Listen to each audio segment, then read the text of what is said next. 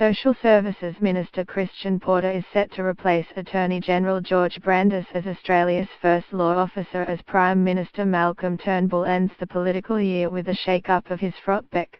In a long-expected move, Senator Brandis will be named as Australia's High Commissioner in London, taking over the position vacated by former Foreign Minister Alexander Downer, when the Prime Minister refreshes his team on Tuesday ahead of a make-or-break 2018. Other changes tipped for what could be an expanded, 23-member cabinet include the elevations of Urban Infrastructure Minister Paul Fletcher, Veterans Affairs and Cybersecurity Minister Dan Tehan and the return of former Health Minister Sussan Ley, who resigned over an expenses scandal in January. New Nationals Deputy Leader Bridget McKenzie will leap from the backbench straight into the cabinet, possibly in the regional communications and development portfolios vacated by predecessor Fiona Nash. A third vacancy is expected with Industry, Innovation and Science Minister Arthur Syodios, who is battling cancer, to step down.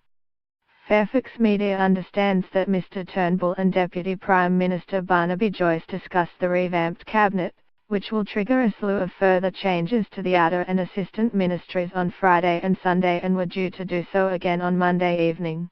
Mr Joyce is also mulling a switch to the infrastructure portfolio while the current minister, Darren Chester, would switch to Mr Joyce's agriculture portfolio.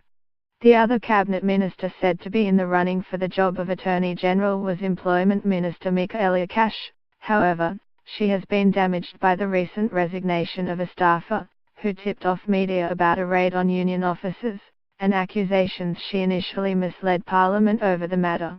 Mr Porter's expected from Social Services to Attorney General. He is a former Treasurer and Attorney General in the Western Australian Parliament, will trigger further changes to the Cabinet and the Outer Ministry.